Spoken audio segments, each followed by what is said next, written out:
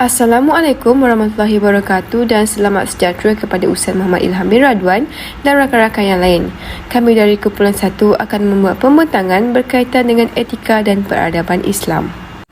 Berikut adalah ahli-ahli Kumpulan 1: Ahmad Ishaq bin Cikman, Mifzal Fikri bin Mazlan, Muhammad Zafir Daus bin Zara, Nur Qurratu Aqlah binti Arifin dan Siti Nur Sofia binti Mansur. Seterusnya, kami lampirkan topik perbincangan yang akan dibincangkan pada pembentangan pada hari ini.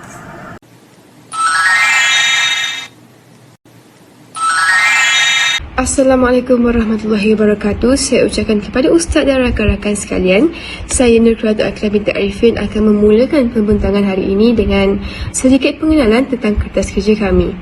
Pada era globalisasi ini, kepesatan pembangunan negara terus membangun dengan kadar yang sihat di persada dunia. Negara-negara Islam terus pesat membangun dari semua aspek yang merangkumi ekonomi, politik dan lain-lain. Namun demikian, tidak boleh disangkal permasalahan sosial terus menjadi krisis utama yang seperti tiada penghujung. Kebanyakan umat Islam telah melupakan nilai-nilai murni yang dibawakan oleh Nabi Muhammad SAW yang berteraskan Al-Quran dan hadis yang sahih. Etika dan peradaban Islam adalah modal yang penting untuk menjadi teras pembangunan utama rohani dan jasmani untuk umat Islam. Konsep ini amat penting untuk dihayati dan difahami agar dapat melahirkan umat Islam yang mempunyai kepribadian tinggi.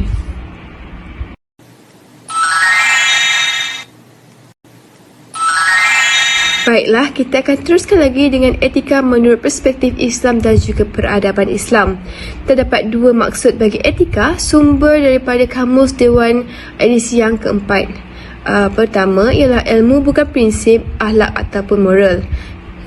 Yang kedua, maksud etika ialah prinsip moral atau nilai-nilai akhlak yang menjadi pegangan seseorang individu maupun sesebuah kumpulan.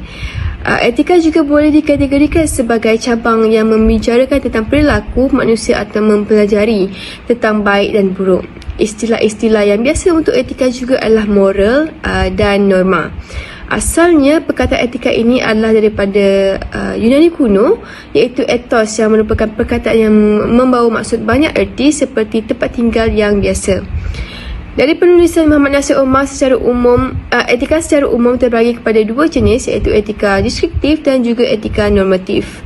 Menurut Abdul Haq Anshari dalam penulisannya iaitu Islamic Ethics, Concepts and Prospects menyatakan etika Islam sebagai sebuah disiplin ilmu atau subjek keilmuan yang berautonomi yang tidak pernah ada pada hari ini. Terdapat juga beberapa tokoh Islam yang menyatakan mengenai konsep etika menurut pandangan masing-masing. Dalam bahasa Arab, definisi peradaban Islam terdapat beberapa istilah yang digunakan oleh para ilmuwan Islam.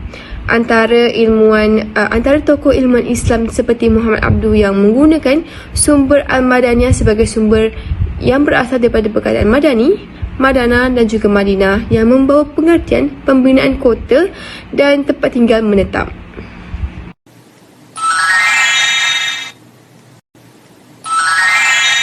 Konsep tamadun Islam adalah berbeza dengan tamadun-tamadun yang lain. Hal ini demikian kerana tamadun Islam telah menyentuh beberapa aspek yang menetapkan tamadun Islam sebagai worldview tamadun Islam.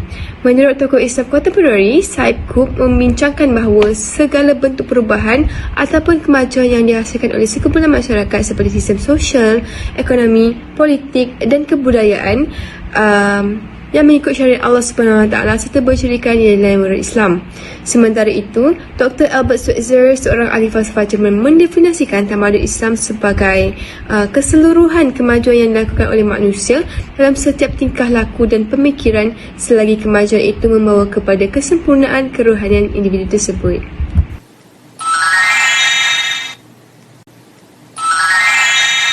Terima kasih Qurratu di atas penjelasan sebentar tadi.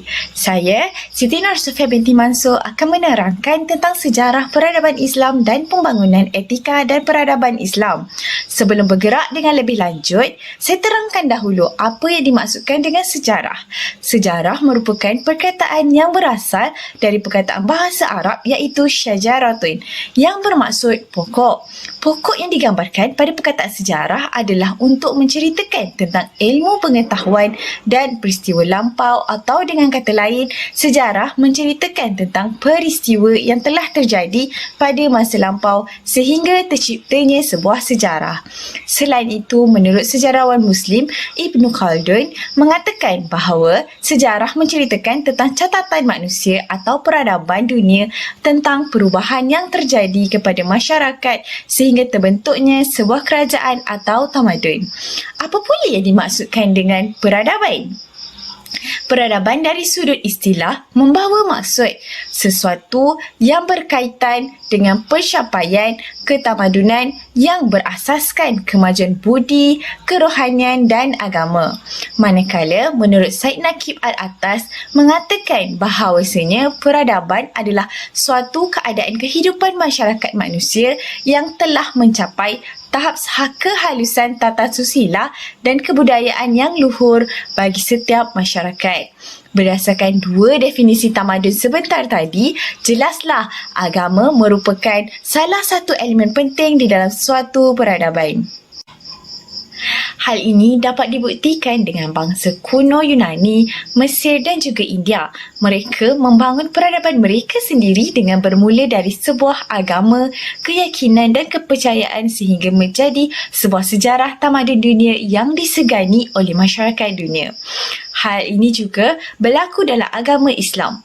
Tamadun Islam kini gah di seantero dunia sehingga berkembang ke serata dunia kerana pada dasarnya tamadun Islam itu sendiri bermula dengan agama, keyakinan dan kepercayaan kepada Allah Subhanahu Wa Taala. Peradaban Islam dikira percaya kerana agama Islam merupakan satu-satunya agama yang meliputi seluruh aspek kehidupan manusia seperti sosial, politik dan juga ekonomi.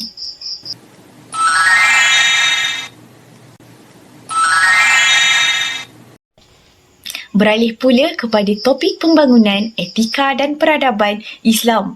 Seperti yang kita sedia maklum bahawa sejarah etika dan peradaban Islam telah pun bermula sejak zaman Nabi Adam AS ketika baginda berserah diri memohon keampunan kepada Allah Subhanahu Wa Taala dengan dimulakan dengan taubat dan kalimah puji-pujian dan diikuti dengan sesalan yang tulus dan penuh rendah diri. Perbuatan baginda itu menunjukkan bahawa baginda telah benar-benar bertaubat atas kesalahan yang telah baginda lakukan. Beralih pula semasa zaman Nabi Musa AS, kita dapat lihat bahawa Nabi Musa AS tak cekal dan sabar ketika menyampaikan dakwah baginda kepada Raja Fir'aun ketika itu. Walaupun Raja Fir'aun tidak mengakui kenabian baginda, tapi baginda masih tetap menyampaikan dakwah dengan penuh rasa hormat kepada Raja Fir'aun kerana beliau telah membesarkan baginda semasa kecil. Kedua-dua kisah Nabi Allah ini telah menunjukkan bahawa Islam merupakan sebuah agama yang sangat menjaga etika dan adab seseorang individu. Seterusnya, kita dapat melihat perbezaan kaum musyrikin semasa zaman jahiliah dan selepas kedatangan Islam yang dibawa oleh Rasulullah SAW. Ketika zaman jahiliah, mereka banyak melakukan maksiat seperti minum arak, berlaku kasar dan martabat wanita dipijak ketika itu. Tetapi setelah Islam sampai, perkara seperti itu tidak lagi berlaku. Saya kecilkan lagi konteks perubahan etika dan peradaban ketika di tanah Melayu. Seperti yang kita ketahui, pada zaman Melayu klasik dahulu, cara hidup mereka sangatlah berbeza dengan hari ini. Terdapat banyak ritual dan adat yang melanggar syariat Islam seperti pemakaian tangkal. Tetapi cara hidup mereka berubah setelah kedatangan Islam di tanah Melayu. Sebagai contohnya, pemakaian lelaki dan perempuan sudah mengikut ajaran Islam, iaitu lelaki sudah mula memakai pakaian yang lebih labuh dan menutup aurat dan wanita juga memakai baju kurung yang lebih sopan dan labuh. Maka dengan penjelasan sebentar tadi, jelaslah bahawa peradaban Islam telah meliputi seluruh aspek kehidupan manusia yang berpaksikan ajaran agama Islam. Sekian sahaja daripada saya serahkan kepada Mifzal Fikri.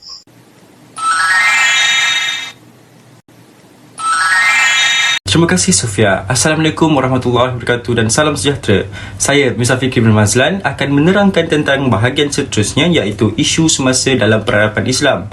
Pada hari ini kita dapat melihat di media sosial maupun di sekeliling kita terlalu banyak kemungkaran yang berlaku. Saban hari semakin ramai umat Islam yang mengabaikan elemen-elemen peradaban dalam Islam dalam kehidupan seharian mereka.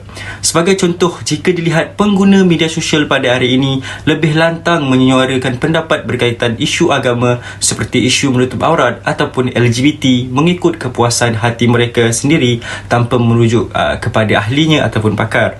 Seterusnya, dapat dilihat juga apabila pengguna media sosial pada masa kini sudah berani dalam mempersoalkan setiap fatwa yang dikeluarkan oleh mufti apabila ianya tidak selari dengan kehendak dan kemahuan mereka. Hal ini sangat membimbangkan dan jika dilihat pada generasi hari ini, mereka lebih mementingkan kepuasan diri sendiri berbanding mengikut syariat yang telah ditetapkan oleh syariat Islam. Hal ini harus dielakkan dan sewajarnya ditegur kerana ianya boleh mengakibatkan kerosakan akidah sebagai seorang Muslim. Selain itu, kita juga dapat melihat kini semakin ramai ahli masyarakat sudah kurang budi pekertinya kepada orang, haiwan maupun alam sekitar. Hal ini dapat dibuktikan apabila kita lihat kini di dada-dada akhbar mengenai sosial, di dada akhbar dan media sosial dan sumber lain menyatakan bahawa terdapat kes yang berlaku melibatkan seorang anak membunuh ibunya, kemudian orang mendera haiwan dan pelbagai lagi. Terlalu banyak kekecaman yang berlaku pada hari ini sehingga kan kita sudah hampir terlupa bahawa Allah Subhanahu Wa Taala menyuruh kita untuk sentiasa menjaga akhlak kita sesama manusia, haiwan maupun alam sekitar. Oleh itu, berdasarkan isu-isu semasa yang telah terjadi ini, sudah jelas satu penyelesaian yang perlu diambil dari sekarang sebelum ianya tidak dapat dibendung lagi. Setelah melakukan perbincangan, kami berpendapat bahawa bagi mengatasi masalah ini, kita perlulah memberikan pendidikan dan pendedahan agama yang kukuh semenjak dari kecil lagi. Hal ini kerana keteguhan iman perlu dipupuk semenjak dari kecil lagi agar mereka mempunyai pemahaman mengenai agama Islam dengan lebih jelas agar dapat dipraktikan pada masa hadapan. Itu sahaja daripada saya. Seterusnya saya akan serahkan kepada Zafir Daus untuk ke bahagian seterusnya.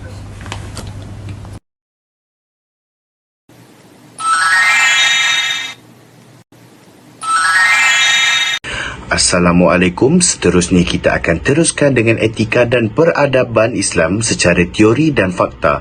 Masyarakat masa ini lebih ke arah trend yang sedang berlaku berlandaskan nilai ideologi pasca modernisme melalui pelbagai jenis medium yang memberikan impak terhadap moral dan sosial. Selain itu juga dapat kita sedari telah mempengaruhi jiwa dan jati diri masyarakat Melayu dan Islam bukan sahaja di bandar maupun di luar bandar atas faktor mereka dapat mengaksesnya daripada pelbagai sudut. Disebabkan hal ini terus berleluasa tanpa pengawasan yang ketat daripada pihak berwajib, kajian ini dilakukan bagi menguatkan lagi jati diri dan jiwa masyarakat khasnya kepada para siswazah yang melakukan kajian terhadap topik ini supaya mereka lebih faham dan jelas tentang konsep dan etika peradaban Islam supaya dapat direalisasikan dalam segala bentuk untuk kehidupan seharian mereka.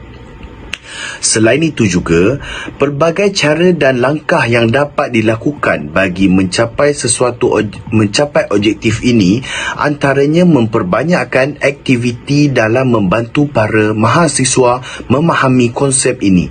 Hal ini boleh dilakukan dengan cara membuat aktiviti seperti pameran yang melibatkan konsep dan etika peradaban Islam.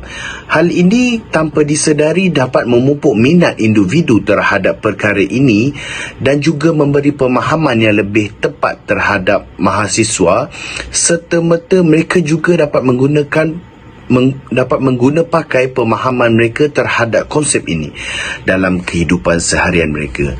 Pendedahan dan didikan awal juga sewajarnya diberikan kepada golongan muda agar dapat membina siasah diri yang murni serta beretika bagi menghasilkan individu yang lebih berilmu dan berakhlak mulia.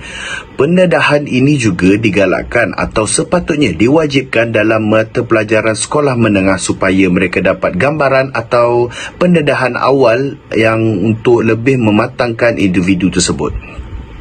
Sebagai kesimpulannya, konsep etika ini seharusnya dipupuk dalam kalangan pelajar dan mudah menerima sesuatu yang baru.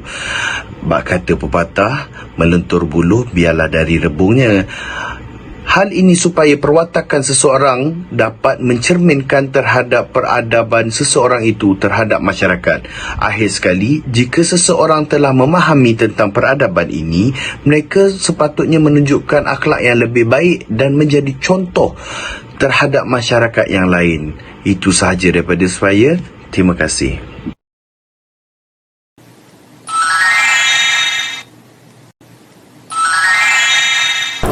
Baiklah, sebelum kita menyelusuri topik perkembangan pola pemikiran Islam, mari kita sama-sama kenang kembali sirah yang terkandung dalam Al-Quran, iaitu surah Al-Baqarah ayat 43 yang menceritakan bagaimana Nabi Adam AS yang terjerumus ke dalam lembah dosa dan kemudian dia bermunajat kepada Allah Subhanahu Wa Taala, dan kerana berasa hina akan dosa yang dilakukan baginda. Ini kerana ini adalah ajaran awal yang dipupuk oleh baginda Nabi Muhammad SAW dalam membawa syiar Islam kepada pesada dunia. Baiklah, seterusnya dalam kitab yang sama, Al-Quran, dan dalam surah Toha ayat 41 hingga 44 juga menceritakan bagaimana Nabi Musa AS berdepan dengan Fir'aun yang terkenal dengan kezalimannya, tapi Nabi Musa dapat cekalkan hati dan tenangkan fikiran baginda dalam berdakwah kepada Fir'aun. Ini kerana ia juga adalah salah satu aspek ataupun elemen yang dibawakan dalam dakwah Islam untuk melatih setiap individu supaya hanya tawakal kepada Allah Subhanahu Wa Taala. Baiklah, seterusnya kita lihat bagaimana pola pemikiran cara Islam itu sendiri berkembang ke Nusantara, khususnya ke Tanah Melayu pada zaman dahulu. Baiklah, seperti yang kita sedia maklum atau sedia tahu, Islam berkembang melalui pedagang Arab yang berlayar sambil membawa risalah Islam yang disampaikan kepada ketua tempatan atau juga dikenali dengan raja pada ketika itu sebelum memeluk Islam. Baiklah, lalu setelah memeluk Islam, Sultan yang bertukar gelaran bertitah untuk syiar Islam diperluas kerana Sultan berpendapat bahawa ajaran Islam ini sehaluan dengan kaedah keamanan yang diimpikan oleh semua orang. Seterusnya, antara elemen atau ilmu yang dibentangkan adalah asas teras Islam itu sendiri, iaitu dalam pentadbiran kerajaan, iaitu Piagam Madinah, yang menjadi teras masyarakat dalam membina sebuah negara Islam yang harmoni. Kemudian diperluas dengan ilmu membaca, iaitu selari dengan firman pertama yang diturunkan kepada baginda Nabi Muhammad SAW, dan kemudian barulah diajarkan perkara yang lain seperti menulis, mengira dan adab.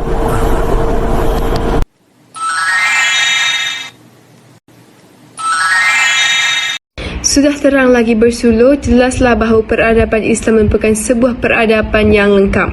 Hal ini demikian kerana peradaban Islam bukan sahaja mementingkan kemajuan dari segi spiritual, bahkan ia merangkumi semua aspek kehidupan seharian manusia. Peradaban Islam yang bersifat menyeluruh ini adalah berdasarkan Al-Quran dan juga As-Sunnah. Perubahan zaman pada hari ini melahirkan pelbagai cabaran kepada umat Islam dalam mengaplikasikan etika dan juga peradaban Islam ini.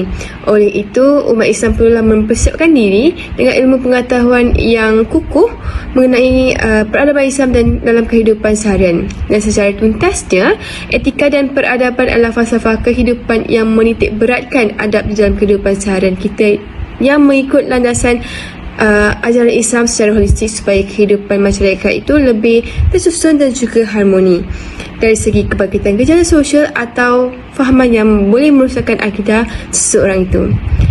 Sekian sahaja daripada kumpulan 1. Saya akhiri pembentangan ini dengan wabillahi taufiq wal hidayah. Wassalamualaikum warahmatullahi wabarakatuh.